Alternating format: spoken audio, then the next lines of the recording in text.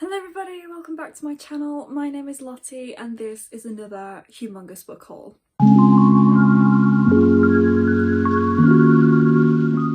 So I think at the end of my last book haul I said I was going on a book buying ban just because I bought so many and I wanted to get through them before I actually bought more.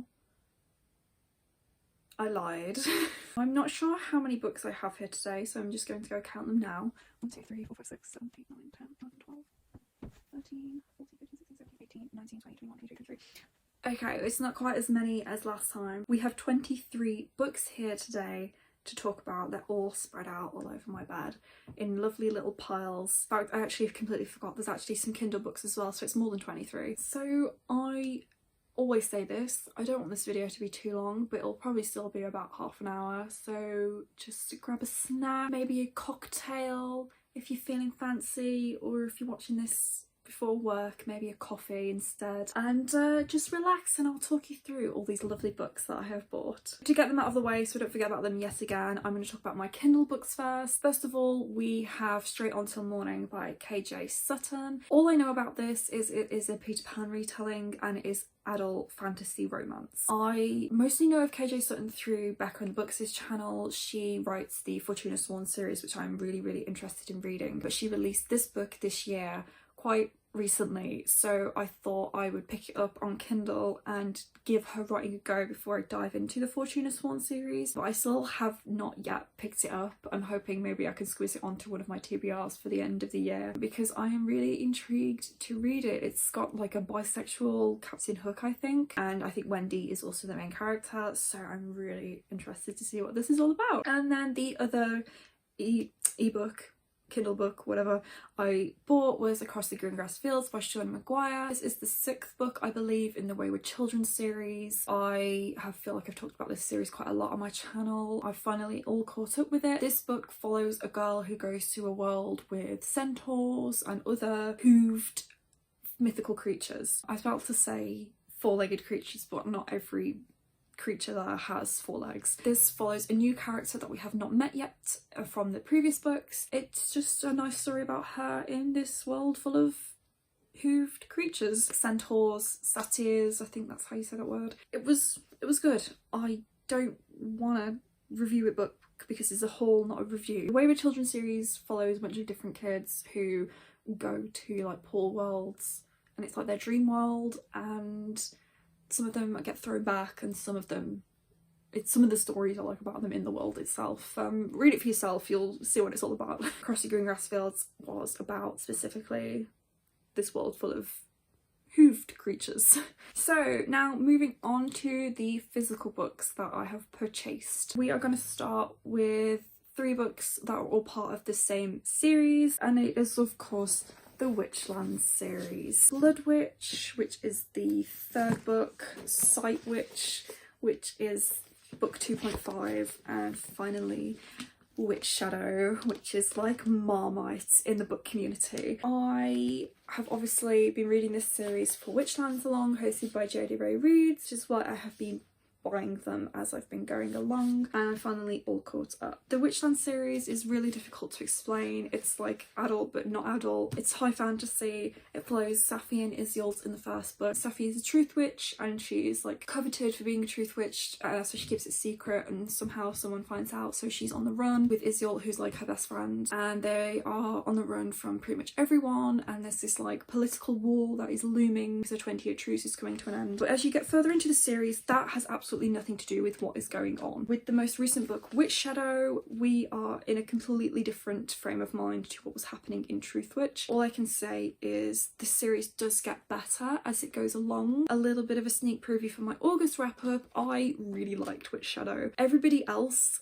who was hosting the Witchlands Long seemed to hate it. I really liked it. It is actually my favourite in the series, followed by Sight Witch, and I have said this before, if every single book in this series was written like Sight Witch, I think it would be really good. I think it would be a really strong series, but sadly it is not, and I think that's probably due to Susan Dennard's publisher more than anything about how this series is written and perceived. If you want to get into this series, be prepared to be confused 90% of the time. The next two books are some more adult fantasy, and they also by the same author, and they are also books that I have actually already got and I actually already talked about in my last book haul. I bought these books because I wanted physical copies of them that I actually liked. Do you all remember from my last book haul how I bought Crescent City and didn't like it? I bought a copy that I actually like. This cover is just so beautiful. I don't understand why the paperback looks like that. I decided to invest in a hardcover because this is the thing as well. I would like to read this series very soon, and if I buy the second book when that comes out, my copies won't match unless I buy the ebook version, because then it won't matter. I figured if I'm going to be buying this series as it's released anyway, I may as well invest in this beautiful hardcover, because the next book will also be a beautiful hardcover, and then I won't have to suffer with that disgustingly drab paperback. I'm going to be getting rid of the paperback. I think I'll donate it or sell it or something. It's just so beautiful. I don't know what I was thinking. Oh my god, these end pages. This is what you miss when you buy a drab paperback, okay? I don't understand what the publisher was doing. I'm gonna go grab it. I'm gonna go and grab it and do a comparison. So this is the beautiful hardcover with all this beautiful illustration on the cover. And this is the paperback. Just why? Why would you go from this to this? Why would you not just print this cover on here? You can see how long the book is on the paperback, whereas the hardcover doesn't look like it's that long, but that's your difference. But I don't like that copy. That can get in the bin. This, we will treasure this always. This is when I end up not liking the series anyway, but I feel like I will enjoy this a lot. I haven't actually even talked about what this book is about. Honestly, I don't know. All I know is it's Sarah J Maas, and that's why I bought it. Okay, so the other book was obviously A Court of Silver Flames, which is the fourth book in the ACOTAR series. It's like the start of its own new trilogy. I bought this on ebook thinking I'll just wait for the paperbacks to come out to buy physicals. Why would I do that? I'm going to end up buying 2 copies of the book anyway if I do that, because I want to read the next book as soon as that comes out, which means I'd have to buy it on ebook and then buy it on paperback later on. I need to stop doing that. I just wish publishers would publish the paperback and the hardcover at the same time instead of making you wait 12 months, because I don't particularly like reading hardcovers. I find them just too bulky to carry around and they're quite difficult to hold, whereas with a paperback obviously it's easy to slip into your bag and take around with you, and I do most of my reading out of the house. So hardcovers aren't friendly to me, no matter how beautiful they are. But I figured when the next book comes out, I'm going to want to read it immediately and I'm going to want my copies to match, so I may as well get a physical hardcover of it. And it's a chunky boy. It's chunky. This is a fat book. I'm not going to bother explaining what this is about either. It's the 4th one in a series. Everybody knows what ACOTAR is. This is BookTube. That's why I bought this, because I wanted a nice copy for my collection. So moving on to some young adult fantasy, we're going to start off with This Poison Heart by Kalynn Bayron. I bought and read Cinderella's Dad and really liked it, so I got this one as well. I thought this was a Snow White retelling. I have no idea where I got that from, but that is completely made up. I actually think it is a Secret Garden retelling, and I did read The Secret Garden a very, very long time ago on this weird thing I had on my Nintendo DS that was basically a bunch of classic books as a game. So you read the books, like it wasn't like a game, it was like a game cartridge, but the books were on there, so it was like reading on an ebook but on your Nintendo DS. So that's the only time I've read The Secret Garden, so I think this is a Secret Garden retelling. But basically this follows Bri. She has magic powers to do with plants. She inherits an old house and tests her powers for the first time. She magics the house's rambling grounds back to life and finds she has also inherited generations of secrets in a hidden garden overgrown with the most deadly poisonous deadly poisonous pants. A dark legacy lies waiting for her. It sounds really intriguing. I'm also reading this in September for my Bookoplathon TBR. Is it on Bookoplathon or is it on... It's on one of my TBRs for September, so I'm really excited to read this. But it is not Snow White retelling. Don't listen to me. Just don't listen to me. Whenever I talk about books, just ignore everything that I say. And then the next one was The Rose and the Dagger. we're not going to talk about this. I read The Wrath and the Dawn and liked it enough that I wanted to continue on with the duology, and I actually ended up DNFing this book. So I will be unhauling it at some point. I might give it another go before then, we'll see. But it took me probably about 7 years to read The Wrath and the Dawn, so if I ever reread this, it might take me another 7 years, which is why I may as well just unhaul it. The Wrath of the Dawn duology follows Shahrazad, who marries Khalid, the leader of this country. He takes a new bride every night and kills her, so Shahrazad says, I'm going to kill you instead, so that's why she volunteers to be his bride, and they end up falling in love. And I have no idea what is supposed to happen in this book, because that is the gist of the whole story. There is a little bit of like a magic plot going on in the first book, which I'm assuming this then takes further, but I can't remember how many pages I got through it. It was maybe nearly 100 and nothing was happening that was interesting me, so I said bye-bye. Finally, my last YA fantasy is Hallowed by Cynthia Hand. I have actually never seen anyone booktube talk about this series. This is the second book in the, what is the series called? Is it just called the Unearthly series? I think so. She's all about angels. It's very 2012 YA book era. I really loved it when I read it for the first time, and I think I've actually only read the series once, but I really would like to reread it. But I love these covers so much. They are beautiful. So I have been collecting the trilogy as hardcovers for years. I had the last book, Boundless, so the copy of Boundless I had was already a hardcover and my first two books didn't match. My original copy of Hallowed was a paperback, and then my copy of Unearthly was a completely different cover, so I thought I would collect them all in hardcover. That was more difficult than I thought it was going to be, so I actually had to import this from the US. Now all of my editions match, even though it's got this horrible sticker that I've tried to peel off on it, and they look beautiful on my shelf, so I'm really happy to have this in my collection. But yeah, it's basically been so long since I originally read this series that I cannot for the life of me remember what happens, but the main character, Clara, I believe her name is, she finds out she's like a part angel, and that's all I know. That's all I can remember. It has a romance in it with this guy. Is his name Tucker? But it is really cute. She like moves to a new town or something. It was very echoing of Twilight for me. It's nothing like Twilight, but the whole moving to a new town, I don't know, I guess that was the only similarity really. But yeah, I really like this series and I really want to reread it. But Cynthia Hand, if that name is familiar to you, she is a co-writer of the My Lady Jane series, but this was her debut series and I really love it. So next I have a YA contemporary, and that is With the Fire and High by Elizabeth Acevedo. I read and loved Copper and New Land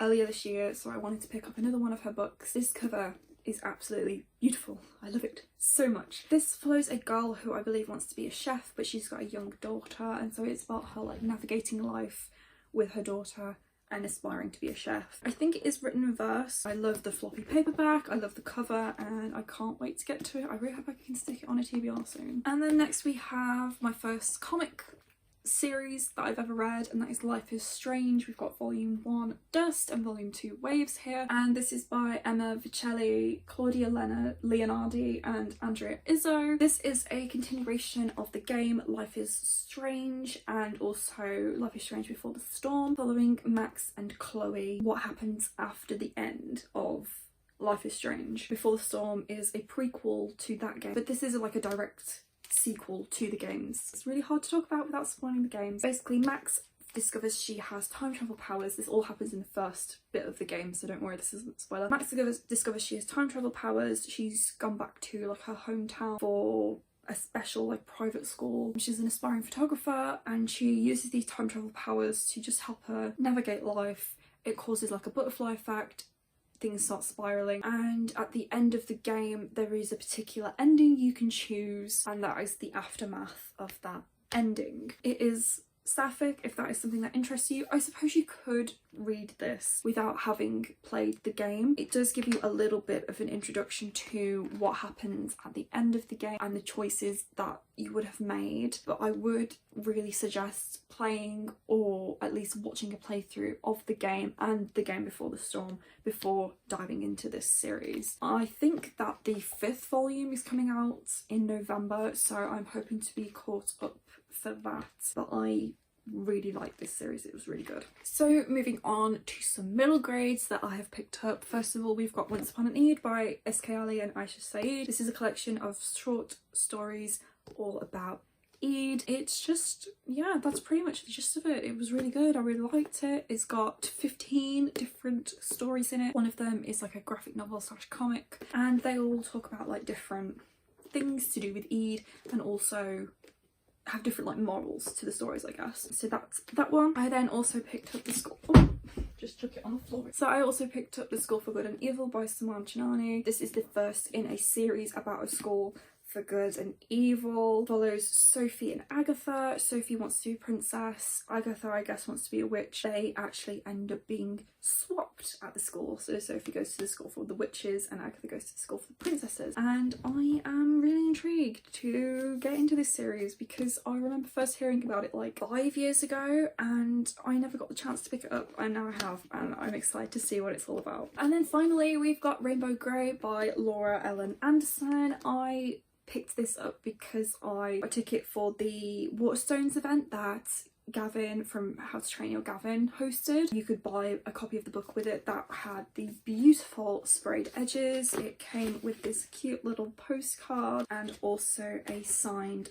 book plate and a bookmark that I don't know where it is. That's the main reason why I picked this book up, to support Gavin's endeavours. Also, he features as a character in this book. I'm interested in the whole concept. It's about this character called Ray Gray who like lives in this world where everyone has magic and she doesn't have any magic. And I suppose it's her journey of finding her magic. I think this is going to be a really whimsical middle grade series, so I'm really interested to dive into it. And also it has a cloud cat, so what is not to love? Okay, and finally I am moving on to some adult horror that I have picked up. We're going to start with the manga. I have picked up 3 of Junji Ito's books lately. Those would be Cujo, Uzumaki, and finally Venus in the Blindspot. Junji Ito is a really famous horror writer and I just want to start reading his books. They all sound really good. I have read 2 of them. Uzumaki I haven't read yet, but I am slowly expanding my Uzumaki collection.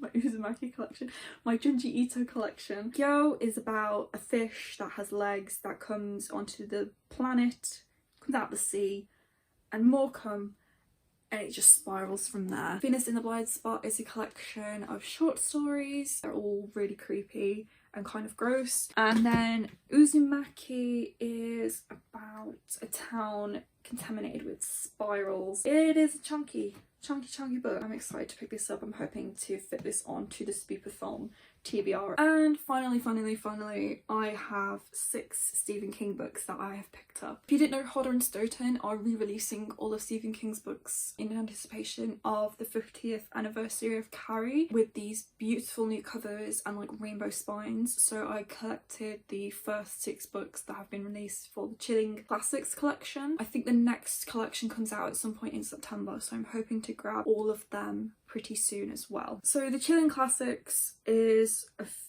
few of Stephen King's most famous books, I suppose. So we've got Salem's Lot, we've got Cujo, we've got Doctor Sleep, we've got The Shining, we've got Firestarter, and before I drop them all, we've also got Christine, which actually showed up this morning. Some of them are really nice floppy paperbacks, which I'm really pleased with because they are obviously quite long books and it makes it just easier to read. Yeah, I have actually only read one of these books, and that would be Salem's Lot. I read it like October last year. So originally I was gonna be reading Stephen King's books in publication order, starting with Carrie and then I read Salem's Lot, and at the pace I was going at, it would take me probably the rest of my life to get through all of his books, because I read Salem's Lot last year and Carrie the year before that.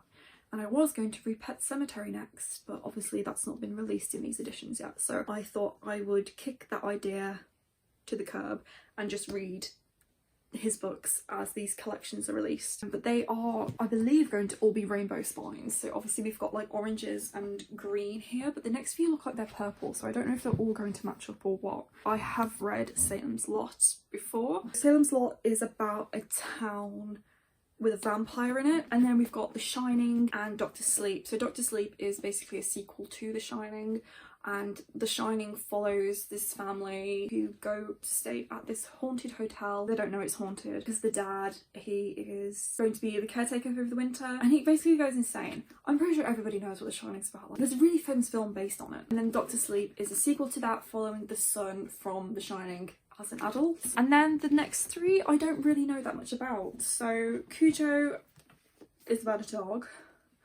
Christine is about a car, and Firestarter, I have never really heard much about this book, so I'm actually really interested to probably pick this one up next, just because I don't really know much about it. I mean, I don't really know much about these two other than it's about a dog and a car. Firestarter, I think a girl has pyrokinetic power, so I feel like this will be in the same vein as Carrie, because Carrie, she has telekinesis. So yeah, those are all the Stephen Kings I've got. So yeah, those are all the books that I have bought in the last few months. My next book haul will probably be for the last 4 months of the year. I'm not going to try and hold all of these books up because I will definitely drop them, and a lot of them are quite heavy. We've got a good mixed bag in there, and I really probably should start reading something soon because I just keep buying stuff and I'm not reading as fast as I'm buying. But my excuse is that I've got my brand new bookshelves up and there's a lot of empty space on them, so I need to fill that empty space.